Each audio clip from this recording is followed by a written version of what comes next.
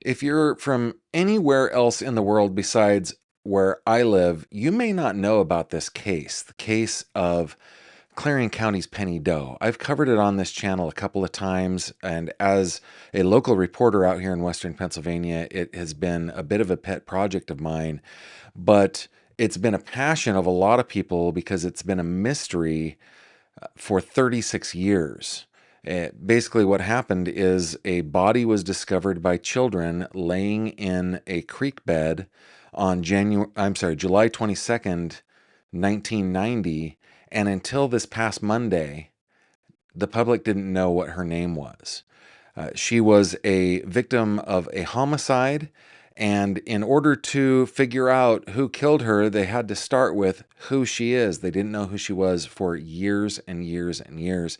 And so tonight, I'm actually going to welcome a guest to the show uh, who is local, who has been looking at this case for a long, long time. It's not going to be our normal show where we have different segments and everything. We're just gonna be chatting about the case for a good long time. I hope you'll stick with us.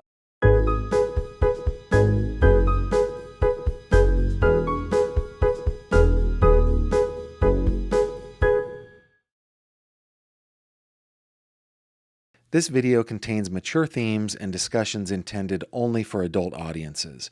Viewer discretion is advised. Hello there, my friend. Welcome back to another true crime conversation with me, Gavin Fish. So glad that you would join us tonight. Normally I say join me tonight, but we have an us. The other part of that us is Nate Reagan, who has the YouTube channel Reagan Productions. You can tell from the office that he's in, he has a bit of a theme in his life. Nate, welcome to the show. Thank you. Thank you for having me. Very excited to discuss this case. Yeah, well, this is a case that, I mean, the first domino has fallen, right? The Yes. domino that has stood for 36 years has fallen. Uh, Clarion County District Attorney Drew Welsh, along with the Pennsylvania State Police, held a press conference that I live streamed earlier this week, where they identified the person that we've only known as Penny Doe for 36 years as Windy Mhm. Buchanan from the Louisville, Kentucky area. What were Tell me what you were thinking when all this was going down? As a person, you're local to Clarion County, right? Yep. So how did this go down for you? The press conference. Yeah. Yeah. I mean, when they announced it, which was, I don't know, 5 days before they actually had it, it was just like that's all I was thinking about. It was just like a countdown of like, my gosh, we're finally gonna learn her name after all these years. And through all the research that I had been doing on my own time over the years, I had a very small stack of possible missing women that or girls that it could have been based on the time of their disappearance, their height, the weight, all that stuff that matched. And I really thought, okay, it's going to be one of these. And all of those cases were not necessarily well known. There was a couple of them, but they were easily found just by googling. Like, if I told you one of the names, you could look it up and it would just come right up. So were you going through like the NamUs database, the uh, Yeah, you know, yeah. And missing I kind of persons? started, yeah, I kind of started with close by, because obviously they didn't even know where she was possibly from. They didn't believe she was from this area, but it didn't mean she wasn't from Pennsylvania. So I kind of started with close by states, Pennsylvania, Ohio, New York, stuff like that. And then I just kind of was like, well, she could be from anywhere. So let just branch out. So branched out and went by, again, like the age to see if it matched that range right, see if the estimated height was right.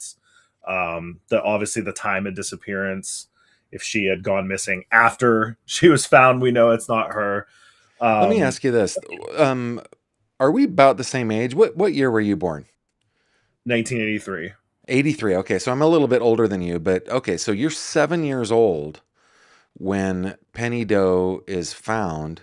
So this has Hmm. been a lifelong thing for you, right? Like I I can't stress enough to the viewers outside of Western Pennsylvania that this was this was a huge mystery in this area for decades. And Nate, I went to the Clarion Free Library where down in the basement they have all the microfiche of all the newspapers and stuff like Hmm. that.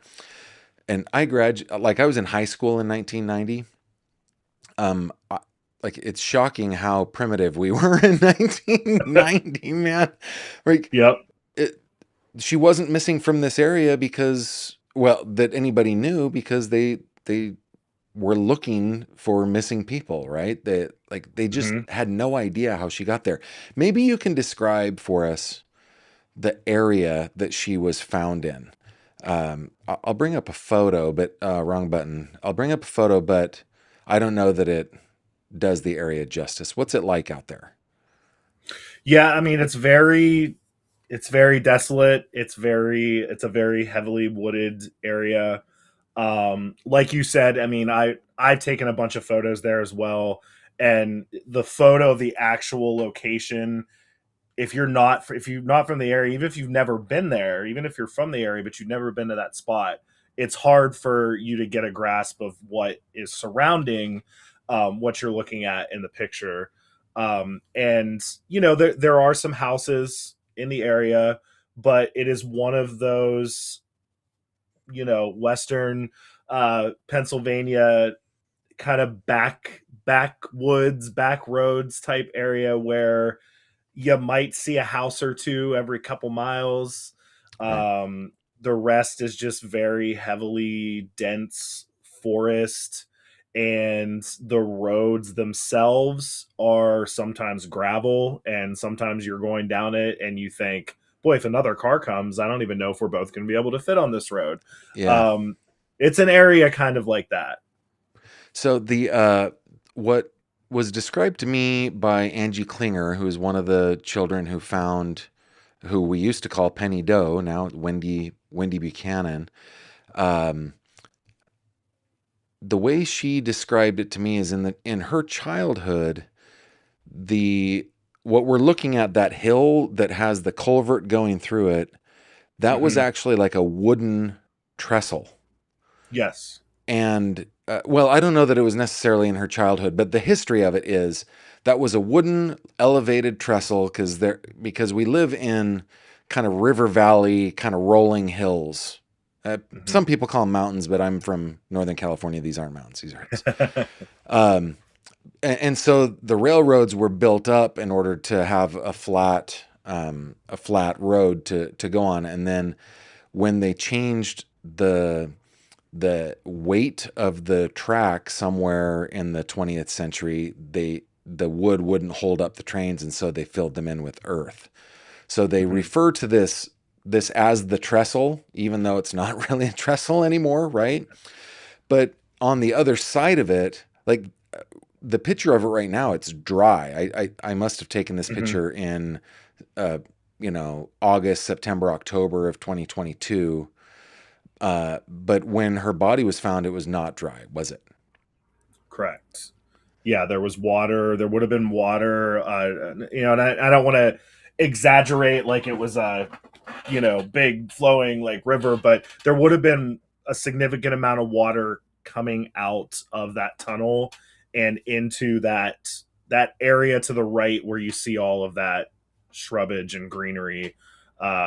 That would have kind of been a little almost pool of water from the off run coming out of that tunnel. Yeah, and we talked about this a little bit earlier today, but again, for non-Pennsylvanians, which I'm a transplant. It's shocking to me how much water there is out here to this day. I've spent my whole life in a drought, and then I moved out here to Western Pennsylvania, and they said, "Oh, Hmm. it's a drought year," and I was like, "It's a drought year? Oh my goodness!" But when when rains come, like when summer storms come, they come in hard.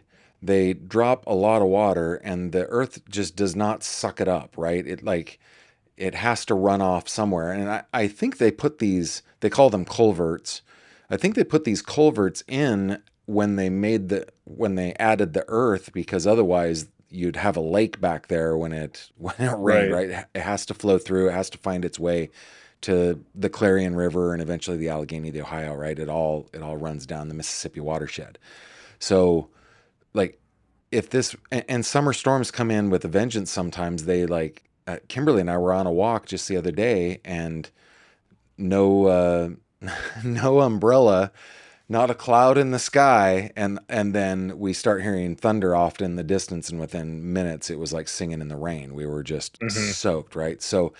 Um so if this were wet, I mean, it could be 6, 8, 9 inches deep, and then it could be dry that afternoon, right?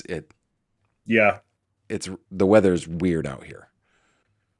Very. And I've visited this location myself probably two or three times over the years. And like you, I think twice that I visited, it was like this photo. It was bone dry and there was all this stuff grown over.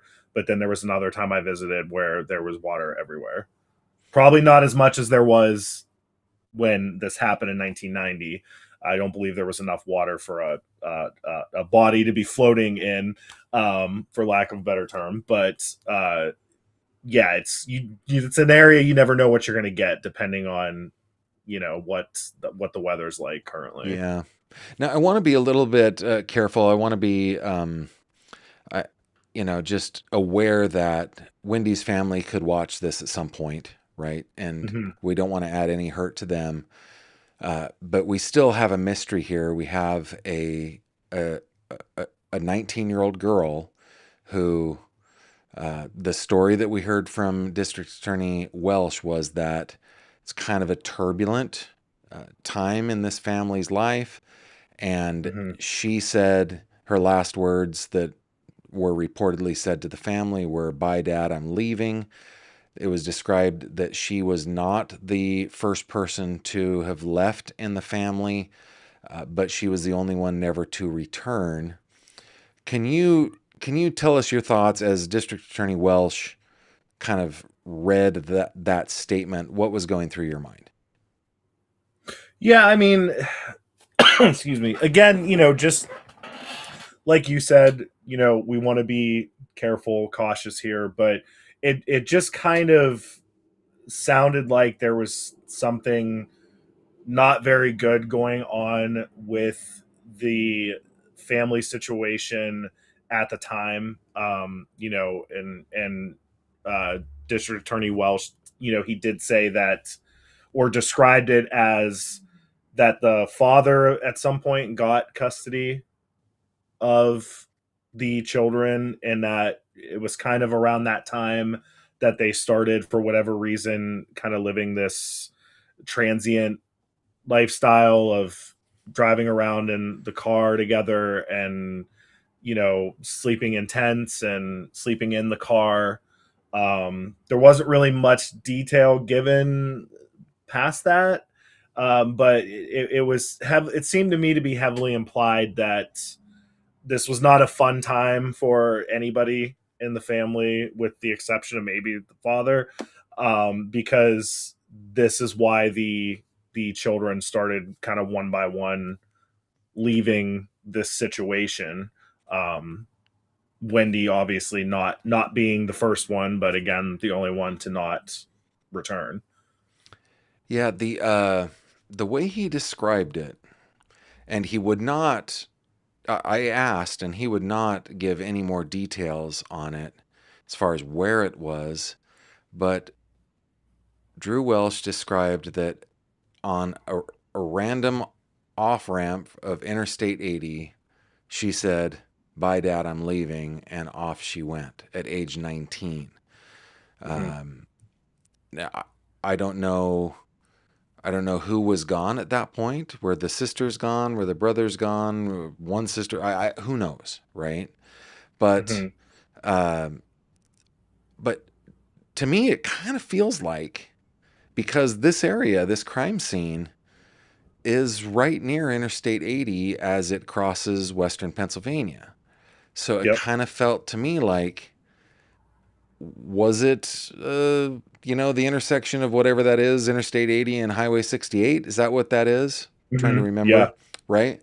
Yep. Was that the random place where she got out of the car and said, "Bye, Dad, I'm leaving"? And you know, I have more questions than anything. Like, okay, why does a 19-year-old say at an off ramp, "Bye, Dad, I'm leaving"? Right? Why does that happen? What are your thoughts on Right. that? Yeah.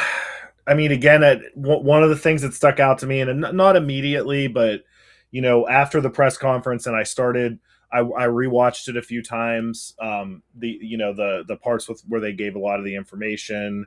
I looked at District Attorney Welsh's social media posts regarding the case, and in one of the more recent ones, he had specifically said that Wendy was with her father and two brothers when this happened. Ah, Now, now, again, I don't know that we're getting all the information, oh, we're but certainly not getting all the yeah, information. Right? yeah, his more recent post specifically, and this is a post to just so you people know, this is a it's not him just rattling off stuff on his personal Facebook page. This is his actual county, Facebook page that he's posting photos of Wendy and details of the case to say, hey, help us. Did anybody see her during this time? And yeah, I believe that's the newer one. Yep, she was traveling from place to place with her father and two brothers. Okay, so So her sisters were not in the yeah. picture at that point, right? So it's dad, little bro. The um the red arrow in this picture is pointing to Wendy. The one in the blue and white stripes to me is probably Tanya, who was at Hmm. the press conference. She described her as being just younger than Wendy. And then there Yes. there are what one more little sister and then two little brothers, right? Yep.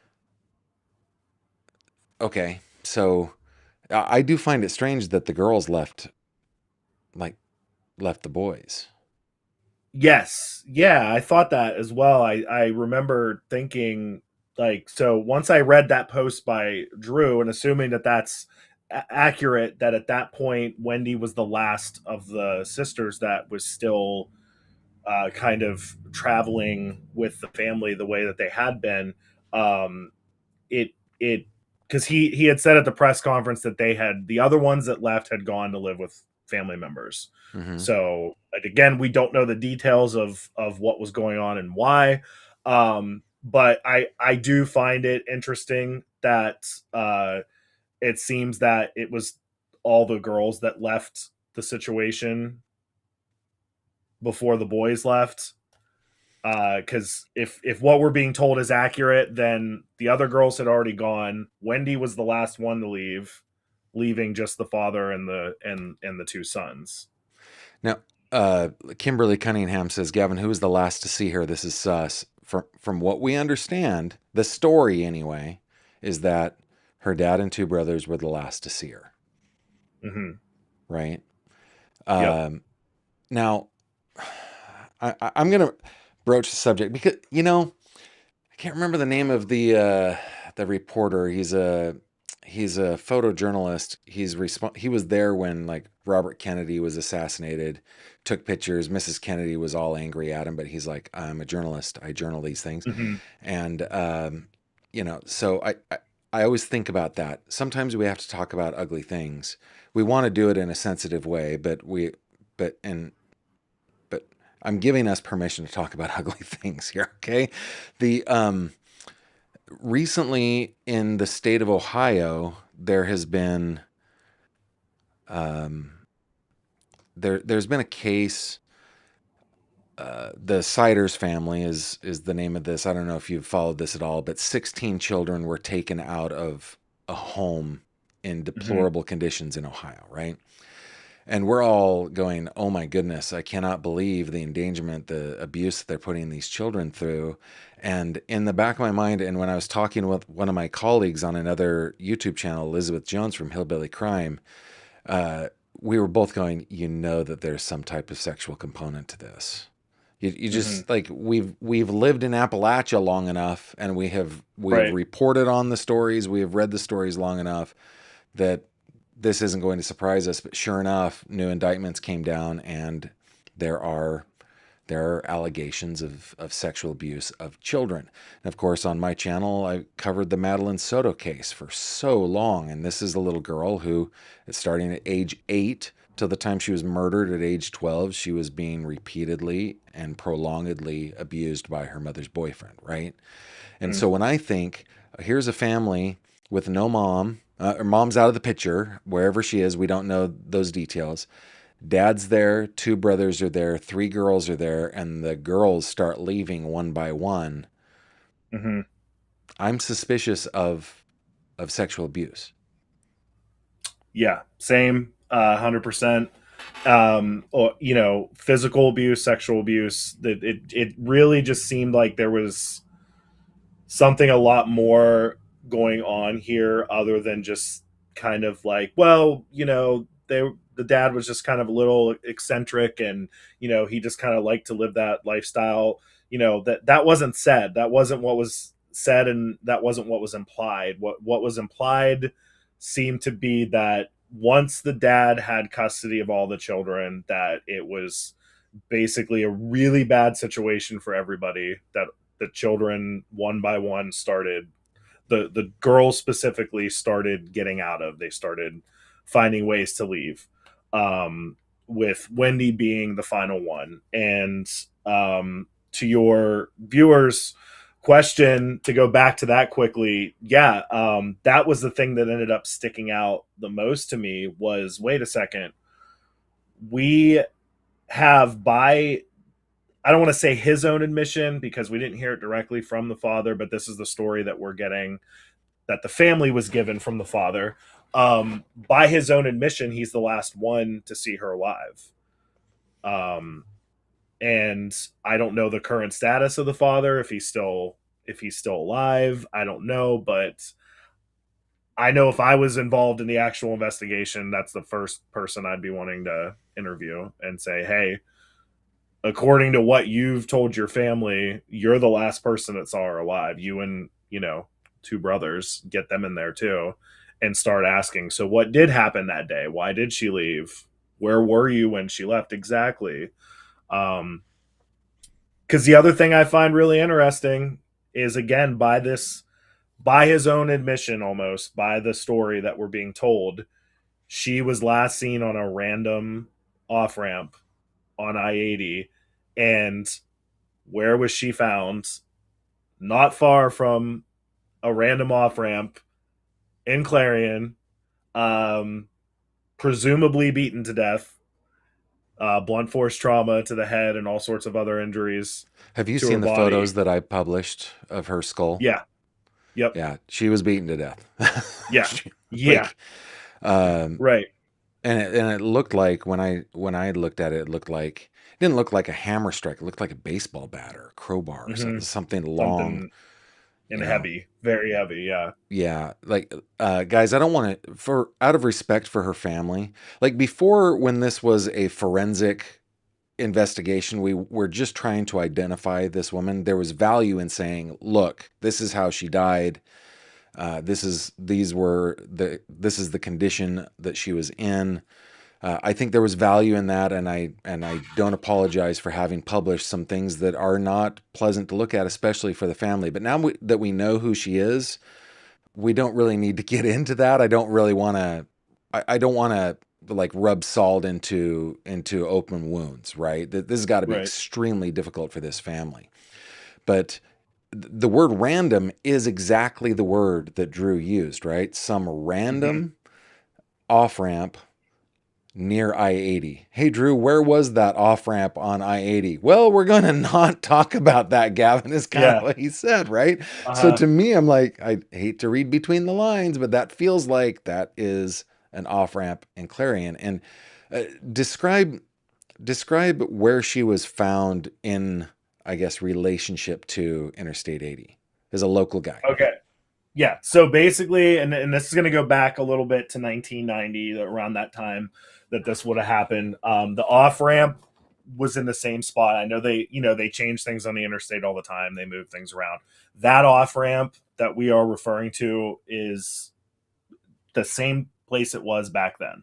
It's kind of a Um, major one. It goes into Clarion Borough, right? Like it's the yes. way to get Yeah. into a college town. So it's Yep. kind of a major off ramp for this rural part of Pennsylvania. For sure. And the only thing that really would have been drastically different back then compared to what it's like in that area now is obviously like most places, there's more stores and businesses and hotels down towards that off ramp than there was back in 1990. We didn't have the Walmart that's down there. It's like right beside the off ramp. That was not there back in Yeah. 1990. That was just a field basically and woods. But what's interesting is what I find interesting as well is that knowing all this, when you come off of that off ramp on I-80 into Clarion, you can either do one of three things. You can go straight across, which is basically you're passing through Clarion. You're not even going to Clarion. You're just going right to the next part of I-80, which will take you towards Du Bois in that area. If Okay, you're headed that's one. east, right? Yeah. Yes, yep, that's one thing you can do. You can turn left, which will take you up towards town, up towards the actual borough. However, as you know, that's not like a stone's throw away from the actual off ramp. It No, it's a good mile, you know, probably, maybe even yeah, two. yeah, Yeah. close to 2 miles probably before you would actually hit um, the borough, like the actual town. So you could do that, or if you turn right, which is the only other option you have coming off that off ramp, and again, this is the exact same as it was in 1990. If you turn right and go not very far at all, the very first rural road off of that off ramp, when you turn right, is the road that leads to the area where she was found. Yeah. And sometime between 1990 and 2022, all of those roads were renamed. Yep. They used to just be like Township Road 4 or Mm-hmm. whatever, like TR4 is what it would be called. Um, to find that area, I searched and searched and searched. Now, of course, I didn't grow up here, but like I would ask locals, "Hey, you know about Penny Doe?" "Oh yeah, yeah, I know about Penny Doe." "Do you know whereabouts she was found?" "Yeah, by the trestle." Well, the trestle is like 900 miles long, right? There Yeah. it Uh it's and huh. everybody's like, "Oh, I know it's near the trestle and it's near a tunnel." So, well, there are tunnels around here too. So people would just send me all over Clarion County to Yep. actually get into that. It is back there. There, Mm-hmm. but you're right. If you come off of I-80 and you go into Monroe Township, your very first left at the time. Now there's like a truck stop and stuff like that Yeah. there, right? Yeah. But Yeah. and there's like actually. I was gonna say ironically, it's probably not ironic, it's more coincidental. But there's the Clarion Barracks where the state police barracks Mm-hmm. there in the 90s. Yes, which I had yeah, I wanted to bring that up too. A lot of people would probably say, well, there was probably a sign there that said state police this way. Why would somebody with bad intentions like drive their car that way? Well, I don't know if the sign was there at the time. I don't know if that was a thing back then, but also as you're aware, when you're going down that road to Monroe Township, you can't even see the No, barracks from the road. It's so far hidden back there, which I think yeah, is it's up intentional. kind of around a hill. Yeah, Yeah, you and have it's to. always been that way, and more so back then because back then Tractor Supply, that big huge church that's back there, wasn't there. So that was all again just kind of overgrowth forest, wooded area. So it was even more so concealed back there. So my working theory, and in fairness, after having talked to you earlier today, is that if if whoever had Windy Buchanan exited a random off ramp off of Interstate 80 and needed to dispose of a body, they hang a right. They're going eastbound on I-80. They take a random exit. they hang a right, they hang the next left, and it winds around until you reach this, Hmm. which they call the culvert, right? And Yep. And I there's no think, houses in sight from there. I'm not saying there's yeah, not a house nearby, but you can't see it from where you're at yeah, right there. yeah. If you stop there and nobody sees you, whether it's like broad daylight or the middle of the night, nobody's gonna know you're there. Hmm. Uh, I think, and again, this was you planted this in my brain. I think Penny, her remains were placed through the culvert and beyond, because I mean it's a giant creek bed that Yep. runs back through there, and so she was like really hidden, and it wasn't until the summer storms hit, because her body was badly decomposed. There was very little soft Hmm. tissue. It was bones and clothing, a little bit of soft tissue that they could not get fingerprints. They tried to get fingerprints, they could not get those. The only thing that they really had going for them was um, forensic anthropology, which means the study of bones. Right, that's all they had. Yep. So if she were dumped, if the perpetrator took her remains through the culvert, and it's that culvert is maybe it's probably close to 6 feet high. I have to duck to kind of Yeah. walk through it, you Yep. know. Uh, you might be able to you can definitely get a quad runner through there. I don't know if a side by side could fit through there. It's pretty small, maybe. Um, and then dump her way back in there, and then where and I'm sorry to be so blunt, but where her body breaks down, starts to decompose, and the odor coming off of it smells like the state animal, which is roadkill out here. I mean, guys, I can't Hmm. even describe to non-Pennsylvanians just how many dead deer there are everywhere.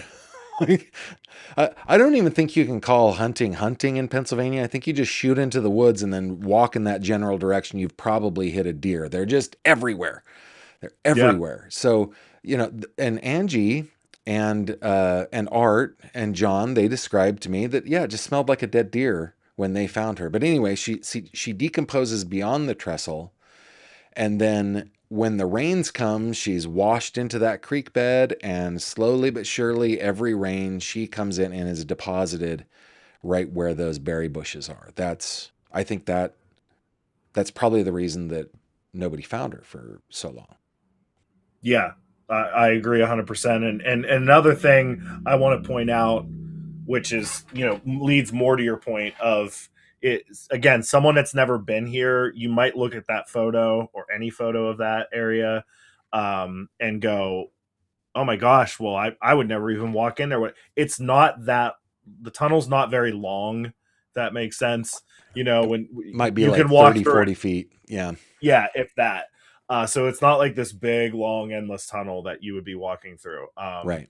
So, and also, uh, somebody who's not local to the area would not know that putting something, aka in this case a body, back inside the tunnel would eventually lead it to come out with water. They would have no idea of that unless they were local. Yeah, and actually that's a very good point, because the reason that we see grassland here is because there are high tension lines coming through, right?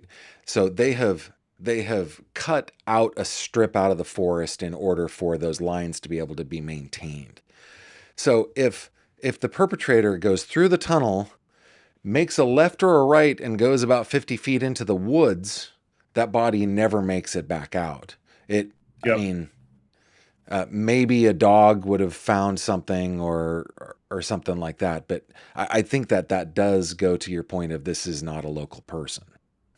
Yeah. Yeah. And I mean, even more so to that, a local person very easily could have just thought, you know what, I'll just shove her in this tunnel and no one will find her for a long time. They might not have even went all the way back. They could have just been like, put her in the tunnel so she's not seen from the road. And get out of here. Yeah.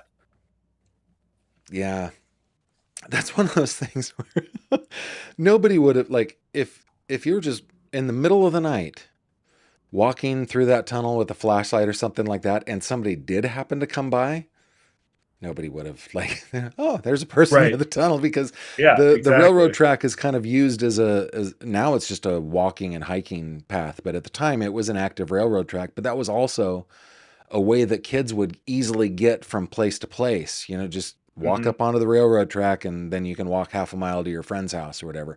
It's very, very rural. So, like, a nervous person would be, oh, let's get out of here real fast. Let's dump the body and get out of here. But even if somebody had seen it, which they didn't, but even if somebody had seen it, everybody would just went, howdy, neighbor. Oh, it sure is a beautiful Right. night. It wouldn't have been any big deal. So Yeah. I think that Yeah. does show that we're not talking about a local here. Right. Yeah. Somebody that lived right near there would absolutely know, oh, this thing floods all the time when it rains.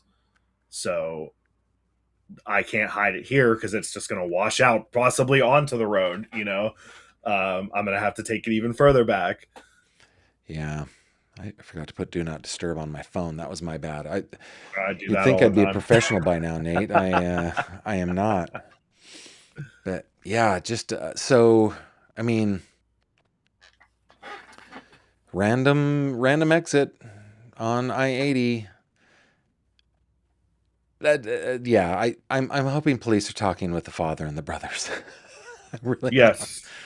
Yeah. And also to drive one other point home that I want to make about that is, you know, again being a local and you being local-ish to this area now for quite some time, you've also heard there's been many stories and rumors, and when something like this happens in a small town like this and it goes unsolved for so long, I feel like there's always like a story that's passed around where it's like, who did that, right? Oh, it's so and so, and He bragged everybody about it. I knows it. heard him. Yeah. Yeah, they can't prove it. Well, there's been stories since, I'm sure before this time, but I was too young, but I would say at least the early 2000s, there's been a lot of stories about all the cops know who did it because everybody in town knows who did it, and this is what happened and blah blah blah, but they just can't prove it or they're afraid or whatever. You brought up at the press conference that, hey, there's been a lot of stories and rumors. District Attorney Welsh confirmed, yes, we've seen them all, we've heard them all, we've investigated them all. They've basically led to nothing. Nothing has gave us something that's, we can really solidly go on at for, I guess, an arrest. So for all these years as a local, the thought was always, you know, it probably is these people or this person, and we're just never going to find out because we can't identify her. If we could identify her, then it's going to open up, oh my gosh, okay, this makes sense, and now we know, and all this stuff. It just kind of, it's interesting to me that that doesn't seem to have helped answer the question. It only brings up more questions, and it really makes me wonder, like, maybe the reason all these rumors that we've been hearing all this time has not led to an arrest is because there's nothing to them. Maybe she didn't meet anybody in Clarion. Maybe she didn't make it far enough into Clarion to have actually met a local resident that was bad news and did something to her. Maybe she didn't actually hitchhike into Clarion at all. Maybe she didn't even make it that far. Yeah. I was trying to think of oh, what is his name? This is horrible because I looked into there's a there's oh, Patrick Ryan. It came to me. Yes. Yeah. So there's another local murder that happened. His name is Patrick Ryan, and kind of a similar thing. Well, no, not a similar thing. Let me tell everybody just the quick story here. Okay. Patrick Ryan was in Clarion Borough attending the University of Clarion, or Clarion University at the time. He was seeking his master's degree. He had already graduated from the university with a bachelor's degree. He was at a local watering hole, which is famous. I mean, it's almost infamous here in Clarion. It has so many stories that come out of that bar. Uh, And more so at the time that this happened. right, a little rougher. That Yeah, was the happening place for college students, especially. right. So he is seen leaving the bar inebriated. He's never seen again. And then several weeks later, his badly decomposed body is discovered just by some random person. It was dumped near the side of one of the rural roads. But even with that, they knew who it was. They were able to identify Patrick, right?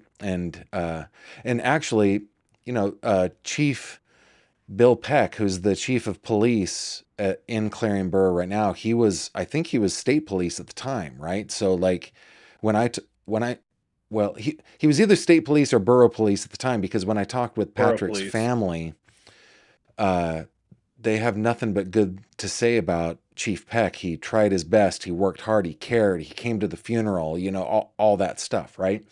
The reason I'm bringing this up is still to this day, we don't know what happened to Patrick Ryan other than he was murdered, blunt force trauma to the head, right? But we know who he was. With Penny Doe, we never knew who she was until Monday, and still, it feels like this isn't going to be a local thing because some of the rumors always had the same theme, right? The theme Mhm. was I heard from so and so who heard from so and so who heard directly from the person who did it that they picked her up uh, down south and drove her up here, and then once they got here, they killed her. And it's been multiple names, it's been multiple starting points. It's always down south, but it's been multiple starting Mm. points, been multiple names, but it's basically the same story. So and so told me that so and so told them that the person who did it told them. He's just a talker, right? Sometimes it's one person, sometimes it's two. But we now know who she was. To your point, it probably isn't a local person. Yeah, yeah. There's just there's just something that doesn't sit with me well about the fact that the last person or people to see her was her father and two brothers, and the story that they give is that she walked off, said goodbye, I'm leaving, and walked away. And they just kind of they go back to what they're doing. They're just business as usual because she's 19 now. She's a full adult and she left on her own accord. So okay, have fun. And Yeah. then when you talk to the family again after that, you just say this is what happened. So I don't know where she is, but we're not going to report her missing because she's an adult. So that Yeah, there's no no chance. reason. Okay, look, I got three daughters. I got three daughters. Um, One of my daughters walks off on a random off ramp, says, "Okay, Dad, bye, Dad, I'm leaving." The hell you are. Hmm. No, that is not happening. And no, I wouldn't like be go just okay. Well, we'll be on our merry. Hey, everybody. Yeah. Daughter said she's leaving. She's an adult. No way. Yeah. Yep. No chance. Hmm. Yeah. It's very interesting, and again, it's also, it doesn't sit with me well that she was never reported missing because she was an adult. And Yeah. again, this is not none of this is directed towards the entire family. um this is directed more towards the story we're being told that the father and the brothers gave as to what happened, because for me it doesn't add up. It's not making sense to me. um The and brothers look way younger, right? yes, yeah. Um, you know, uh, I I grew up pretty sheltered and pretty naive, and actually, that is not a complaint. I'm very thankful to my parents for providing me that happy way to grow up, right? Mhm. But there was stuff that I found out was happening all around me that I had no idea was happening all around me, right? And I'm talking like not in my own home, but close, like neighbors and friends and stuff like that, right? It's possible that two little boys have no clue what is going, especially in a time of turmoil, right? Yeah. Families going all over the place. So I don't know that I'd even point the finger at the boys. I guess I would just say as a police officer now, and I'm which I am not, but I am sure Pennsylvania State Police is looking very very closely at the father, and I'm sure that the girls have stories about what Yeah. life was like. Yeah. Yeah. And yeah, I guess to clarify, I guess what I mean with the boys being involved, to me it would be more of like, get find them now, get them in a chair as well, and say, what do you remember of from that day that she, you know, walked off on this random, what do you remember about that day? Is there anything you remember? Was there a fight beforehand? Did this even happen? Is this Yeah. what actually happened? Did you see something else? For all we know, and I've thought of this too, they made a point to say, when they were doing this, when they were traveling like that and living that way, they were sleeping in the car, they were pitching tents where they could, and sleeping there. The boys could have been asleep in the tent. Fight happens between dad and daughter. Something bad happens. Take her, get rid of her, come back next morning. Hey, where'd Where'd Wendy Wendy go? go? Yeah. Oh, she Oh, she left. just said bye, Dad. Yeah. I'm leaving. Can you Yeah. believe the nerve of her? The ungrateful. We're going, boys. Hop in. Let's break down the tent and go. Yep. Yeah, let's see what people are saying over here. I'm curious what my amazing audience has to say. Um, yeah, smashed like glass. I'm just gonna go through a couple of comments here. It Yeah. says Yeah. the persons did not want her found at all. It's sick. Yes, smashed like glass. If it wasn't for the weather, she wouldn't have been found until, like you just said, a dog finding her bones. You know, Nate, in Franklin, Pennsylvania, shortly after we moved to the area, there was a fire out in the woods. Have you heard this story? There was a fire out in the woods. Guys, our forests don't start on fire out here, okay? They just Hmm. don't. This isn't California where a lightning strike burns, 6 million acres. Yeah. No. They're wet and they're green and they're just chock full of water. So there's a fire out in the woods. Firefighters go out to douse the fire and find that it is a body that is on fire. Somebody had taken a body into the woods, had doused it with some flammable, and lit the remains aflame. And I remember just thinking, dude, just take them into the wood. Like, I'm glad you didn't. I'm glad criminals are mostly stupid, but you Right. take that body into the woods, it's Yep. gone in a matter of days. Yep. Like, so, and I think any local who is not on drugs, is not actively in the middle of substance abuse, substance addiction, dependence, because that was the story of this one. They're like, oh, we need to get rid of all the evidence, so we're going to put a flashing neon beacon on this thing for the police to come to, right? On all the evidence, we're Yes, like, yeah. quick, hide the evidence now. Let's show Yeah. everybody where the evidence is. Yeah. Um, the any local that wasn't in the middle of like active substance abuse would have taken the body and buried it in a shallow grave in the woods. I mean, there's another case here in Western Pennsylvania in Crawford County, Lenine Rogers, who, I mean, her husband was finally just charged with her murder, but it's a no body murder. Back in the 70s, he said they got in a fight and she just walked away. Hmm. No, no, he buried her out in the woods. She has decomposed in a shallow grave and was ravaged by animals and spread all about, right? That's what happened there. And a local would know that. Just Yep. the bears, the the foxes, the everything would have just, yeah. So I Yeah. think, It's a good point that you just made too, that how many times have we heard that story? And I'm not suggesting that situations don't ever happen where that literally is true, where you know what, somebody just said, hey, I'll be back, and they walked away, or they just said I'm leaving and they left and they never came back. Of course I'm sure that happens.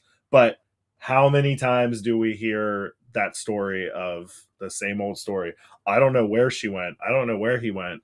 He just said he was leaving and he left and I never saw him again. And then it turns out you did actually know where they went because you're the one that put them there after you did something to them. yeah. Smash Like Glass also says it takes an immense amount of strength to cause all that damage to the skull. I mean, my gosh, poor girl went through absolute hell. She also had a broken femur. It was a big, on the right side of her skull, there was a big, big dent. You know, it was crushed in. But she also had a broken femur. And it almost feels like, oh man, she was attacked with a crowbar or a baseball bat or something like that, broke her leg, and then, Mm-hmm. just wailing on her. And we don't know what other bruising she would have had, what other soft tissue damage she would have had. But she she met a violent end for sure. Sherry asked, "Do we know if the dad and pictures are dad and brothers are still in the picture?" We really don't. We don't know much about the family aside from, again, what was said at the press conference and what the one sister that attended the press conference kind of said. She did also read a statement from, I believe, an aunt Yeah, of Wendy's. But even then, now again, we don't know, is mom and dad in the picture? Are they on speaking terms?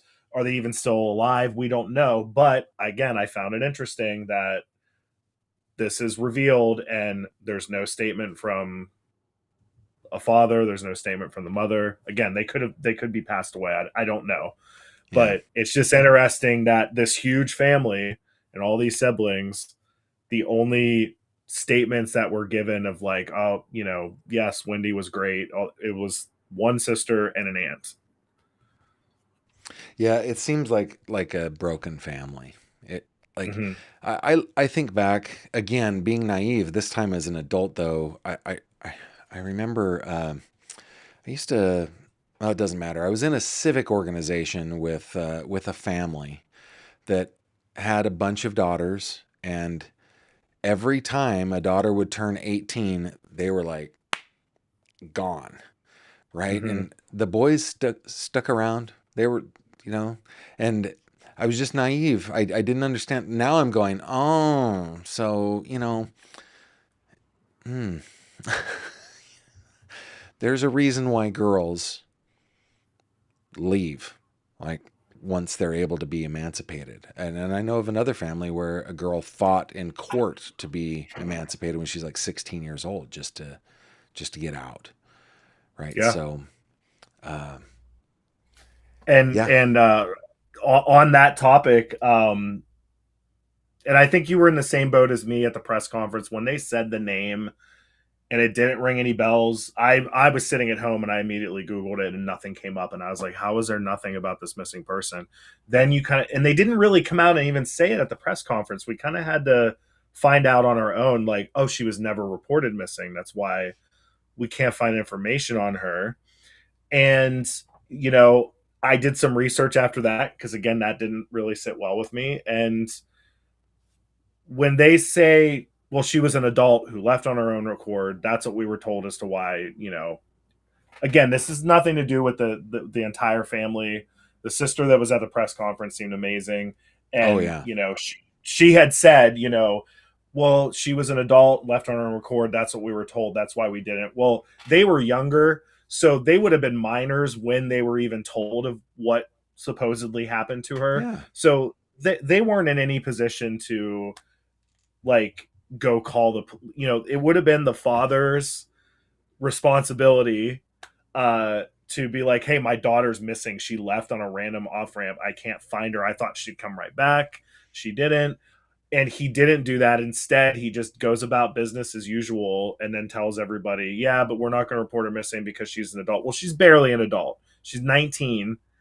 And why would you not want to report her missing? And if you look into this, the number one reason that a parent does not immediately or ever report a child missing is because they have some involvement in what happened to her in a crime that is, that's the number one reason. Yeah.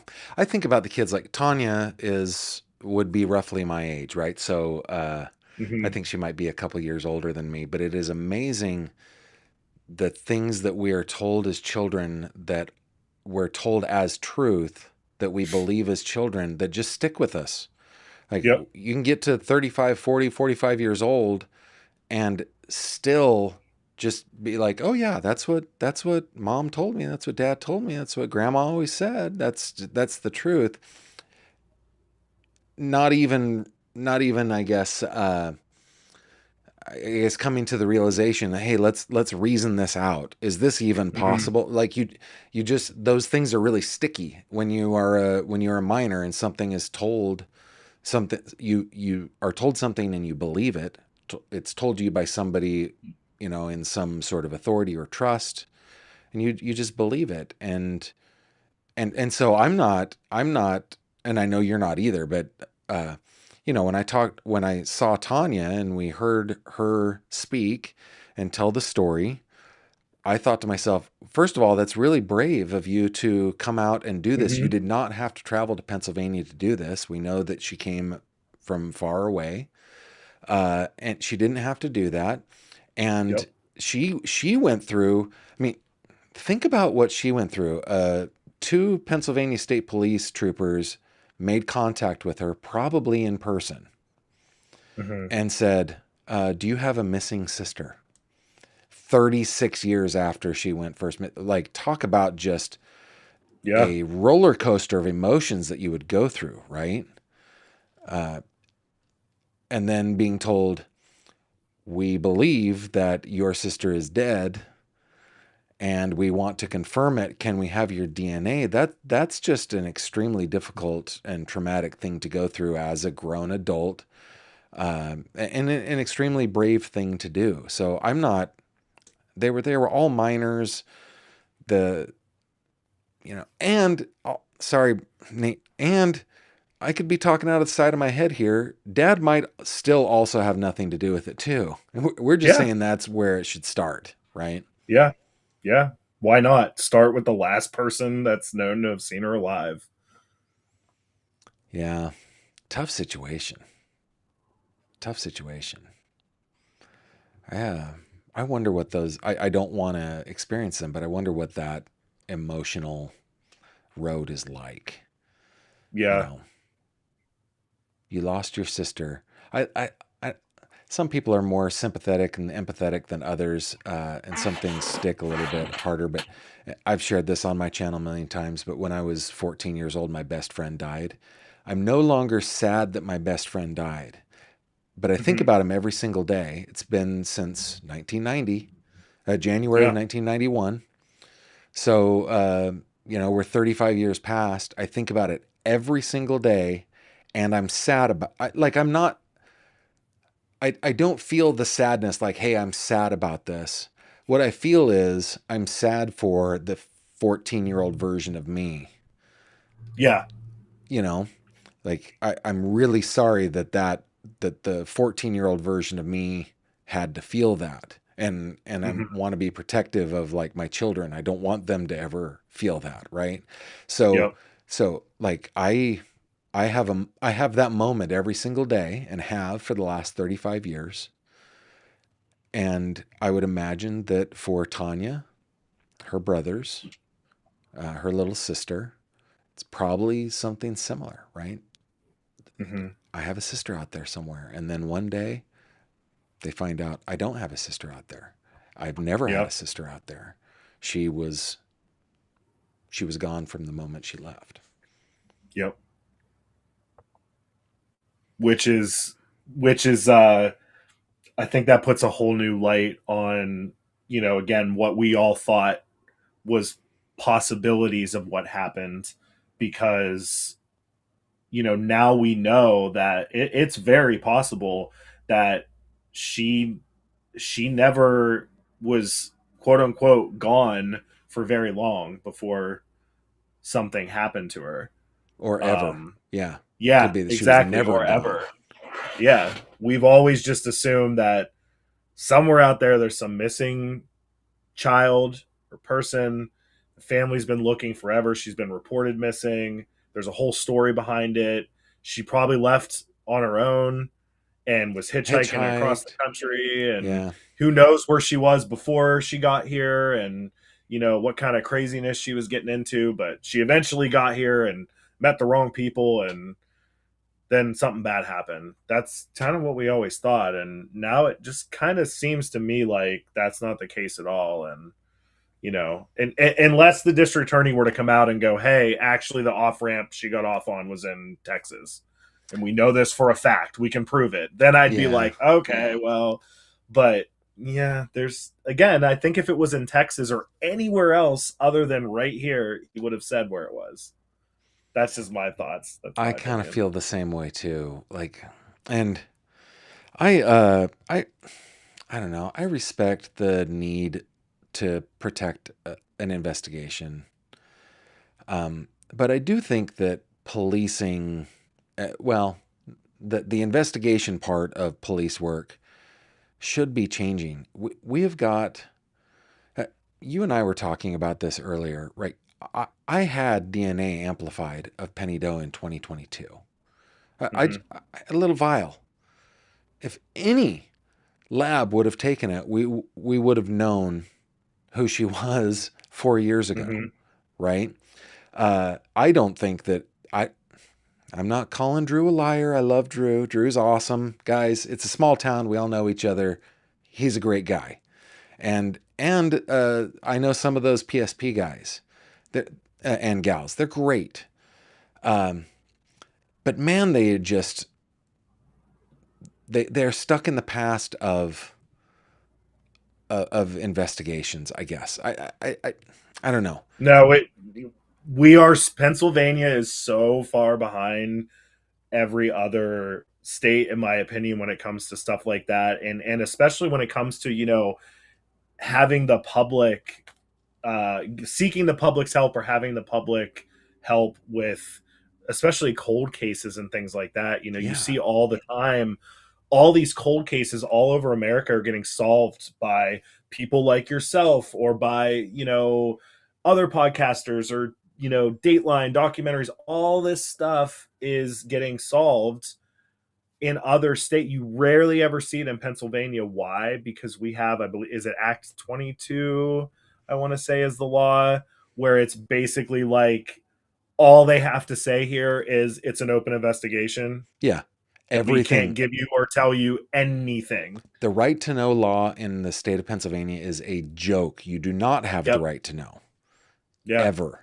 I mean, Yeah. Ellen Greenberg's family in Philadelphia still don't have their daughter's police files, and the police are saying that their daughter killed herself. That's not a crime. Yeah. But they're saying, oh, it's an active investigation, so we're not handing anything over, right? Yep. And think about the what is her name? Hold on, I'm blanking on it. But there was a podcast called Your Own Backyard, um, and it was the Cal Poly girl back in the '90s who, Hmm. just somebody was like, "Hey, I remember seeing these posters. I'm going to investigate this." Makes a podcast out of it, and we've got her murderer in prison for the rest of her life. Paul Flores is his name. I'm blanking on. Oh my! I can see her face, but you know what I mean. It's like, Yeah. and the police in that case, shockingly, it's California. The police in that case are like, thanks, Yeah. like Yeah. thank you. You know, Yeah.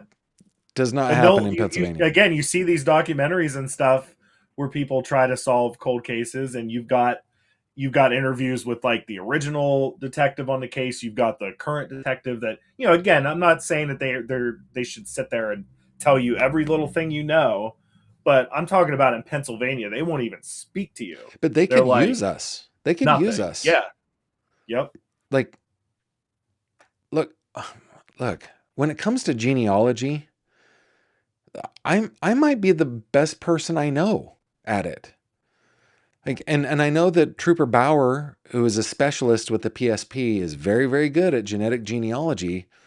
But I'm telling you, my church taught him all that, right? So Hmm. like, um, all you need to do is somebody take this vial of DNA and chip it and give it back to me. I will tell you who she is, like now, right? So, Yeah. um, yeah, it is pretty frustrating. I am encouraged though when I see press conferences from from police chiefs and Hmm. prosecutors and stuff like that, asking for the public's help and acknowledging the public's help. I think it goes a long way. I think we've got a lot of people in this world these days that are willing and talented. They're capable, and yeah, Pennsylvania just doesn't want to do that. Yeah. I think Pennsylvania needs to do a lot more of that with cases like this. If they could do as many things like that with cases like this as they do with like, oh, here's a random blurry picture from Walmart of somebody that took $5 out of Who the change underrung? machine. So yeah, can we have the public's help to identify this? It's like that's all good and fine, That's great, whatever. But sure, yeah, but don't stonewall people that are legitimately trying to help with a case that's over 30 years old. You yeah, know. I oh, I don't know if I should say this publicly. I'm gonna, okay? But just to illustrate, to really beat this dead horse, just to illustrate. And I'm gonna pick on Clarion County a little bit. Clarion County and the three counties that I cover in my day job, which is Clarion, Venango, and Jefferson. Clarion is the most opaque county. It's not the Mhm. most corrupt of the three, but it's the most opaque. And one of the examples that I like to tell people that I hardly ever say publicly, but I'm going to say now, is I covered a trial. It was a murder trial. I won't say, it doesn't matter which one it was, but I covered a murder trial at the courthouse, actually at the temporary courthouse in Shippenville, while the Oh, Clarion okay. County Yeah. courthouse was being renovated. So there we were in that big giant room where you could hear nothing because it's a big giant warehouse, right? And covering this trial, and the the trial was, the question was, is this person guilty, not guilty, guilty but insane, or not guilty by reason of legal insanity? There were multiple choices here, Mhm. right? And the defense was, um, you know, not guilty by reason of legal insanity was the defense. Okay. This guy had like 20 years of documented schizophrenia. And he murdered a man by disarming him of his weapon after kind of pushing his way into a house in the middle of the night, disarmed the guy and shot him and killed him. He killed the man, right? So no dispute there. But in the defense's closing, what the prosecution was trying to say the whole time was he was in a drug induced stupor. That is not schizophrenia. That is he's on drugs. And so the defense goes, there are no reports showing any substance in my client's body, right? And and then what he did have in his body was his medication for schizophrenia. That was basically the deal, if I'm remembering it correctly. The district attorney gets up because he gets to do his closing statement last, and I think he full on lied to the jury. And I love Drew. I love Drew, and like he wants to win, but he holds up a toxicology report and goes, the drugs that they claim are in his system are not on this toxicology report. Okay, so that made me question it. The jury found him guilty. Off to prison he goes. He should have been locked up, but he should be receiving mental health care, which he Hmm. won't for the rest of Hmm. his life now, right? So I get permission from the court to go look at everything because they're public records. They never tested for those things in the toxicology. They're not on the toxicology report because they never tested for those things on the toxicology report. So then I say, I want to put this out. So I request from the court to have the public records, which are public, which were produced in a public meeting that a jury saw. I requested those public records, and they say you're not entitled to those because those are investigative documents. And I said they're public. They were shown in a public meeting. Well, then his argument was, well, then the public had the opportunity to see them, and now they don't. Right? So like that kind of stuff just kills me in the state of Hmm. Pennsylvania, right? Florida, Utah, Ohio, if it's on the record, it's on the docket. It's, Yeah. South Carolina, like I asked for the Todd Colehep investigative files and they're like, "What's your email address?" Yeah. Just, here you go. In Yeah. Pennsylvania, Do you have a lot of storage in your email? Because we can send you like 500, yeah, gigabytes. they Yeah, actually told it's me you crazy. could come down here and look at it yourself. It's an entire room, or we can send you what we sent the prosecutor, whatever you Hmm. want. It's like, but Pennsylvania will not do that. Oh yeah, no, and it, like I said, I believe it's Act 22 is where this comes. I believe is the name of the law or whatever. And it's the same thing that they made such a big deal a couple years ago that Pennsylvania State Police, they've been so behind the times lately that we're finally getting body cams for transparency. Really? Because Act 22 makes it so we can't request the body cam footage. You will Yep. not give it. You don't have to give it. Yeah. No, the law is stupidity for sure. Yeah. Nate, I gotta wrap it up because here in about 15 minutes today we're doing an after show for my members and my patrons. We are going to continue to talk about Penny Doe. Are you available to join us for that? Let's do it. Awesome. All right, guys, I know that hey, stick with me for just one second, Nate. I'm going to do my outro. Guys, thank you very much for joining me with this conversation with Nate Reagan. Let's see, real quick. You can find Nate on YouTube at Reagan Productions. It's at Reagan Productions 4791, as you can see on the screen. Nate is really into uh, like what do you actually let me bring it back here. Is that called Ghostface? Is that what that's called? What is that? Yeah. Tell us about yourself real quick, Nate. Tell us about that. Yeah. Yeah. So I'm a big horror movie fan, but also true crime fan. I've been lucky enough to work on several of the Scream movies and projects involving the Scream movies, the documentaries about the series. I've done several other documentaries about other horror series. Someday I'd like to be involved in a true crime doc, but we just haven't gotten that far yet. Yeah. But yeah, local guy does some good work. Thanks, Nate. Thanks for joining us. I really appreciate it.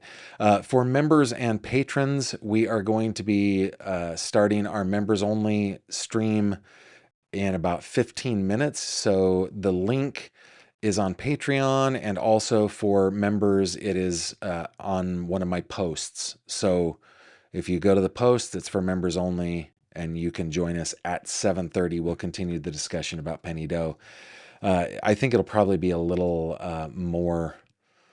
Um, well, it's less public, so we're probably going to feel a little more free to talk about the things that our theories and stuff like that. So join us there if you are not a member. It's easy to join. Just click the little join button, or you can join over on Patreon. And with that, guys, I bid you adieu. Thank you very much for being here, and we will catch you tomorrow. Take care.